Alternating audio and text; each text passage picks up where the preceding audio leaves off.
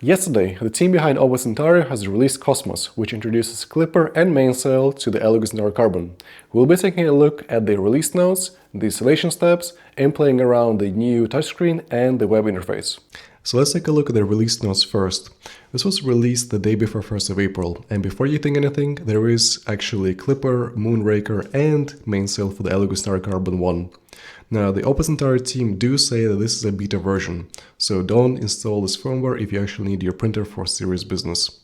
They do include the installation instructions, which we'll go through in a bit, and the joke part of this release is that you actually need to complete the first level of Doom on the touchscreen of the printer in order to get to the UI, which I'll be showing you as well. Okay, let's briefly look at the installation instructions. I already have a video in detail how to install OpenCentauri on the Centauri Carbon, so this is going to be a crash course. So we want to download both of these files that contain install OpenCentauri folder and this update.swu file. We want to make sure that the USB drive we'll be using is going to be FAT32 and allocation unit size 4096.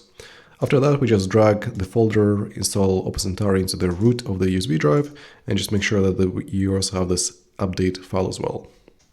Once you inserted the USB drive into the Centauri Carbon, you need to go to the USB folder and then install OpenCentauri folder, tap and hold the special import G-code file, and then you'll see the import button. After that, you'll be in the installation menu and you need to select local install. And it's going to take a few minutes to run through the installation steps, so please be patient. Okay, so now is the fun part. In order for us to see the new touchscreen interface, we need to complete the first level of Doom. Now you can use the touchscreen using this diagram, or you can plug in a keyboard and use the arrows and the spacebar to complete this mission. Now this took me an embarrassingly long time since I used to play Quake 2 instead of Doom. If you want to skip it, you can just press the print screen on your keyboard and you'll see the Klipper interface. So looking at the new screen, you can set the extruder and the bed temperatures on the homepage. You also have this cool graph on the left that represents the temperatures. Homing is more or less the same as the stock options. Then looking at the extruder, we have some more settings here that is not present in the stock configuration. Fan control is more intuitive here, I think, using these sliders. Then looking at the LED, I do like how they included the toolhead option here as well. And lastly, the print option has the same previews as the stock.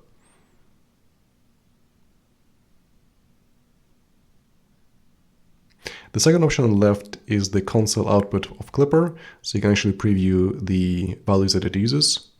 The third option has settings, so for Wi-Fi I actually had to reconnect it a couple of times to my network and power cycle this entire Carbon for it to actually connect to my network.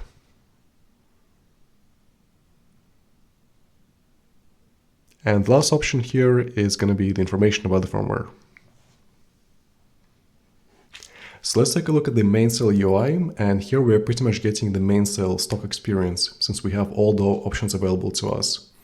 So we have the webcam preview as well that is already set up for us, the console, which is similar to the touchscreen, what we saw, the height map for the bed leveling, then the G-code files and the G-code viewer, the history of the print jobs, and most importantly, we have the config files that we can actually edit and upload to the Centauri Carbon. After I looked at all the new options, I leveled the bed, and here's what it looks like. I then tried to print a Benchy, but I got this must home axis first error, even though I did try to home all axis. I used this set kinematic position command, but I don't think it worked. I tried a few other things, and I couldn't get it to print remotely. Even though it didn't print for me in the end, I still had fun playing around with the Clipperized version of the Elegoo Centauri Carbon, and I still think it is much better than the stock Elegoo firmware that is provided with the printer. Huge thank you and kudos to the OpenCentauri team for making it happen. I'm sure it was a massive undertaking. I'll be making more videos about this Klipper firmware in the future, and subscribe to see more videos about Centauri Carbon upgrades.